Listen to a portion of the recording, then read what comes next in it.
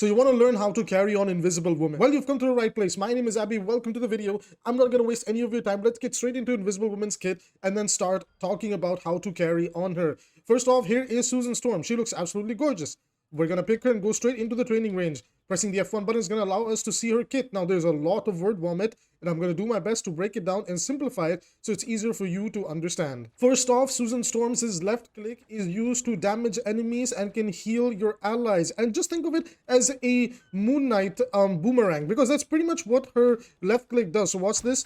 You can see that the healing that's being sent out is going forward and coming back, and the same logic is applied to the enemies as well. You can kind of see it functions the same way like a Moon Knight boomerang, right? So if you've played Moon Knight, you're going to really like this character because she's kind of like a support healer version of Moon Knight. Very, very interesting way, you know, to play the character. So that is your primary fire. Now, what is the alternate fire? The alternate fire for Invisible Woman is called a Guardian Shield. This puts a shield in front of your teammate, gives them healing over time, and any enemy that passes through that shield will be slowed.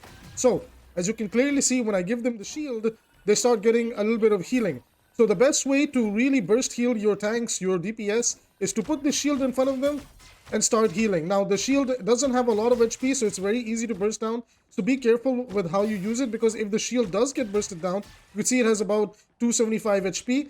And if the shield does get bursted down, you do get a cooldown, which, give it a second, you get a 6-second cooldown. So be very careful on how you're using the right click. Most important thing to note about the right click alternate fire for Invisible Woman is that it is spammable. So you can put it up on one character, give me a second, put it up on another character, and you can keep swapping them seamlessly. There is no cooldown in doing this. Okay, so you can see how I'm spamming this. You can do this for free, basically, all right? But they all share the same HP in terms of the shield cooldown. So if the shield gets broken, you will get that 6 seconds. So again, you know, do use it to combo your burst, because that's your total burst healing potential. Do use it wisely with your right click. So, like, you know, put the shield up, start healing. Look at that. It's very, very powerful healing. That's very, very nice. Okay, so do keep that in mind. Most importantly, when you put a shield up on a teammate, you can press F, one of the ability buttons, to recall the shield back into you. So instead of spamming it, you can just pull it back into yourself, and then the shield will begin regenerating its own HP. All right? So with that being said, let's move on over to the next ability for Susan Storm. Susan Storm's next ability is called the Veiled Step. She basically creates a force field on her feet and basically does a double jump, and in the double jump, she enters the invisible state. The cooldown is 6 seconds. Most importantly, it's also important to note that Susan Storm can enter invis if she doesn't take any damage from any enemies or shoot or anything. So you have to just not do something for about 3 to 4 seconds, and then she'll passively enter her invisible state and can move around. While she is in her invisible state, she does heal herself. So do keep that in mind, that when you do enter your invisible state, you will start to heal yourself. Invisible Woman's next ability is called the Psionic Vortex. This is where she puts down a dome, and the dome does damage over time. That's how I'm going to simplify it. So we put down the dome, and you can see that it does damage over time. Susan's next ability is Force Physics. It is a push or pull in a certain straight line. So I can pull them in.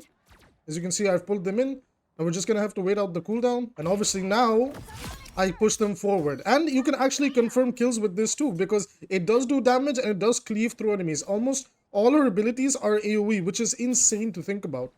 Susan Storm has a unique melee combo called the Agile Strike. This will do a 3-hit combo where the 3rd hit will launch enemies up into the air. So you can see, well, it doesn't launch them up like it says in the description, but it boops them forward. Finally, Invisible Woman's ultimate is called the Invisible Boundary. She manifests an unseen force field within a chosen area, and you and your teammates will go invisible, and in that, you know, force field, your teammates will be given healing over time, and any enemy that passes into your field will be slowed, which is crazy to think about. So let's put it into practice a little bit over here.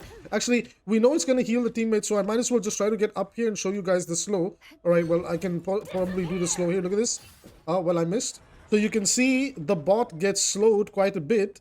Then he goes back to being fast, and coming back in, he gets slowed. And then he speeds back up. So the slow lasts for like about 2 seconds, and then they go back to normal. So I don't think the slow is permanent. they do get slowed for about 2 seconds, and then I think they can start moving in. Now, before we do move on to the VOD, and I try to talk you through on how to best play Invisible Woman in a game environment, it's most important to understand that her kill potential is actually pretty weak, so it's important that you learn how to combo her abilities to secure a kill when you do get contested by a DPS or a tank. Look at the damage that she does with her primary fire. It's a little bit, it's not the best. It's a little bit weak. Now I'm going to be teaching you 2 different combos for Susan Storm in order to do some good damage. Number 1 is aiming near the feet of the enemy to shoot your dome, which is the shift, and then start applying the damage.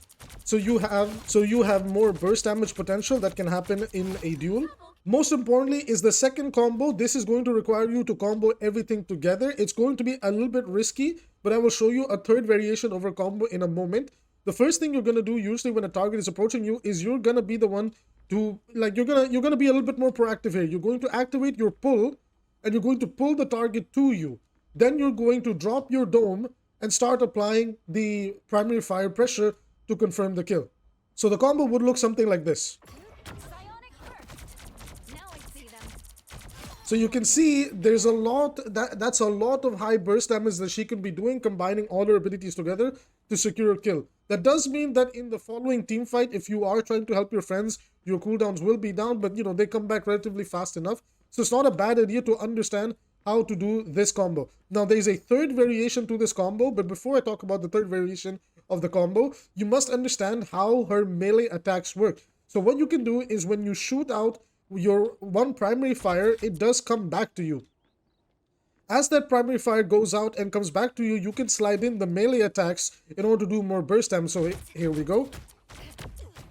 Now, it's not that consistent, but it's something that's nice to know that you can combo with the rest of your kit. So for example, what you can also be doing is activate your pull. So pull the enemy target towards yourself, drop the dome in between both of you, or any vice versa. Like you can drop the dome and then pull them in. So for example, let's say I'll drop the dome, quickly pull them in, and then you can just keep on throwing your psionic energy. You can melee them down, and that's basically like the different combo variations with Invisible Woman. So you can do any of them, but do try to maximize your DPS potential. If the combos are a little bit harder for you to execute, please at least try to drop the dome and start attacking the enemy in it. This damage over time is a big game changer for her, but also try your best to land the E.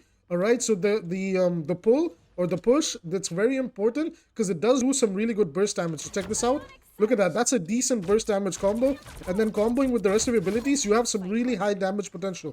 So do keep that in mind when you're playing Invisible Woman. Now, with that being said, let's head on over to the VOD and talk about how to play Invisible Woman in a game environment. So I'm not gonna lie to you guys, the first half of this VOD was a little bit rough, and I didn't get to play Susan Storm early on. One of my teammates was playing it, but then when I took hold of her, I was able to really control the flow of the match better and better utilize her abilities. I'm not going to lie, you have to be so active on this character. You do have to have high APM. So let's not waste any time. We're in the VOD review section of Susan Storm. Now over here, we're playing her on defense, but her gameplay loop is so similar on attack and defense. You just have to understand the basic logic going into the character, and you'll get max value. It's really important that you're constantly trying to just keep the heal uptime very high and make sure you're spamming your right clicks as much as possible. You're able to not only mitigate damage with it, but it does help with your overall heal potential, as we studied before during the kit overview. So please, I'm begging, do not forget to maximize your right click usage. Now, when a flanker is on you in this game, I was getting hard focus. You can see Spider-Man is on me right now.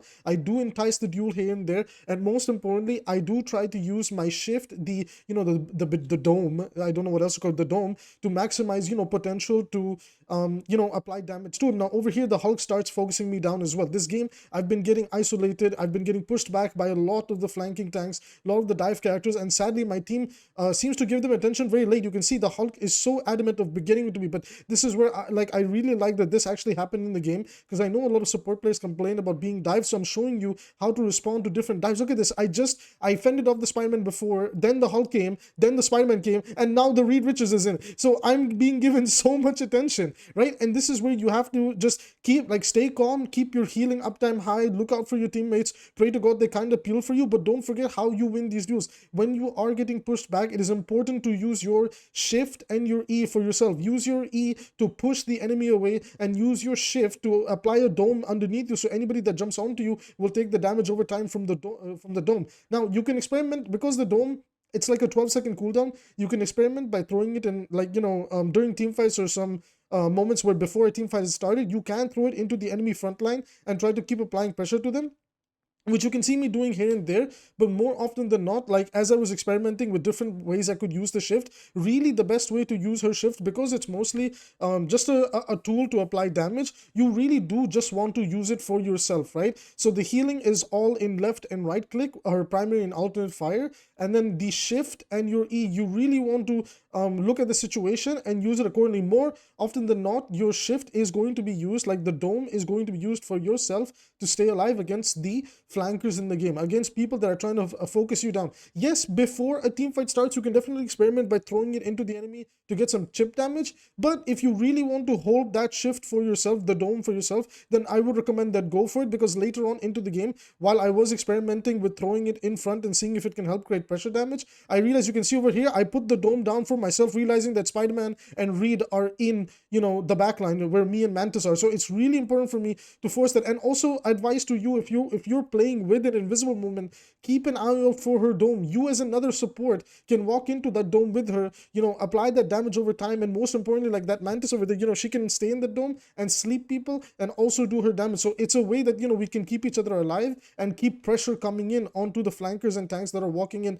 thinking we're free kill when we're not. So this is very important. Watch how my positioning is so important, right? Like, I'm utilizing corners, I'm trying to stay in the back. You do not want to play frontline with this character. Remember, the way she uses her healing and everything, it's a boomerang. It bounces from teammate to teammate, from enemy to enemy. The best way to play is the usual support position of being behind everybody. Now, make sure to utilize the double jump. You can see the double jump into invis. It's so important in staying alive. You must stay very, very active in this character. You must keep a very high APM. I'm constantly moving. I'm constantly trying to boop the enemy away. I'm constantly trying to see who needs my help, right? Do not drop your APM, your actions per minute on this character. Do not give yourself any downtime. You must be doing something all the time in order to maximize value and to build her ultimate very, very quickly. As you can see, this game, I've been constantly getting pressured. I apply a little bit of damage here and there, but Sue's damage, as we know, without her combo is a little bit relatively weak. So you do want to kind of just go into the heal ball. You see Spider-Man kind of comes in over there. I drop the dome, I move into it, and then I heal Mantis, and sadly my team loses the team fight. So I kind of just get stopped over there. I'm analyzing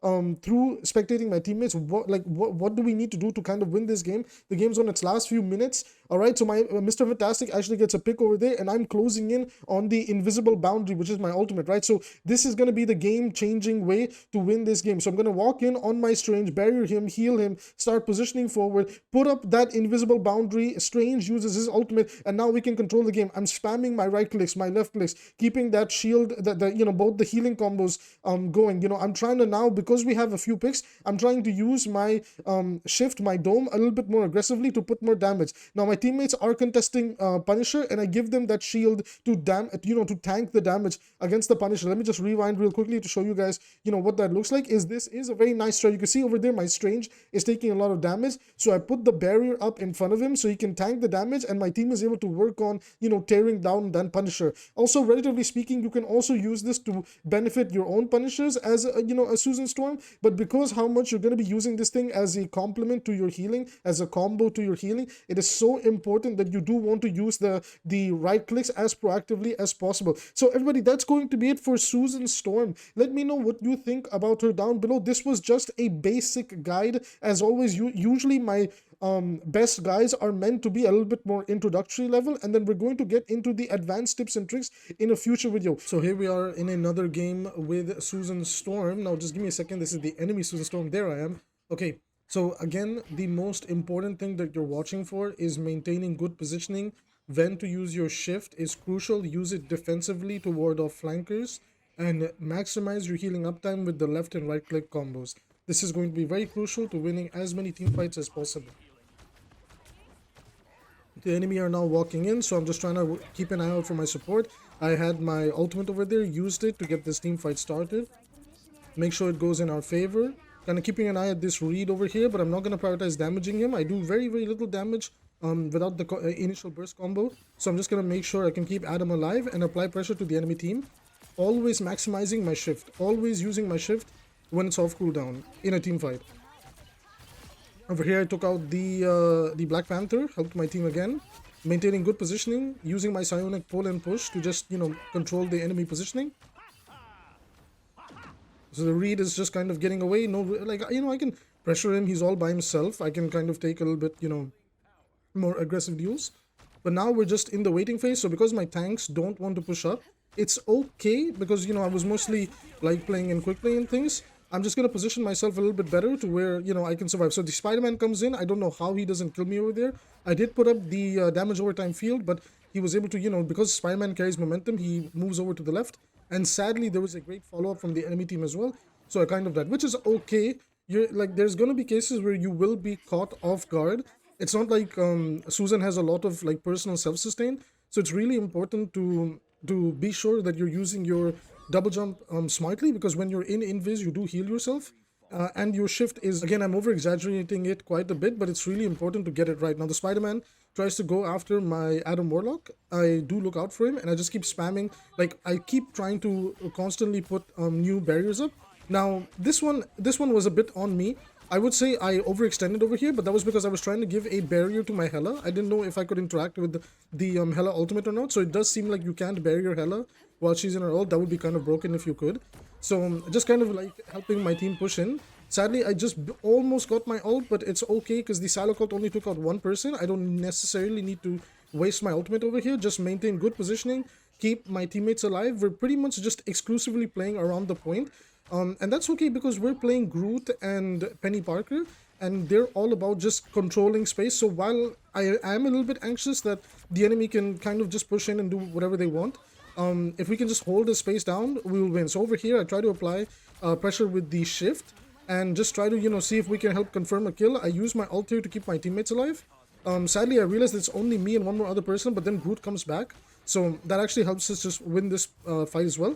And then we isolate this Thor, and sadly, I'm like the only one on the Thor until Iron Fist makes it in. I pocket him a little bit with my right click, and then move back over to the point, and then just help follow up on, you know, the ult. So the Groot ult, I prioritize Spider-Man because he's much easier to kill due to being a squishy. And then I just play around my tanks, and I just try my level best to stay alive. So, like I said, Susan Storm's gameplay loop, despite the complex kit, is actually relatively simple and straightforward, but it's really important for you to maintain good presence in your team fights with what you're doing. Your APM with your left and right click is going to be so crucial. Remember to use your shift on the floor for yourself, and your E can be used to confirm kills and do other things. With that being said, that's it for the Susan Storm Invisible Woman guide. I got MVP that match, so hopefully you too can pop off on this character in quick play and ranked. With that said, I will see you in the next video.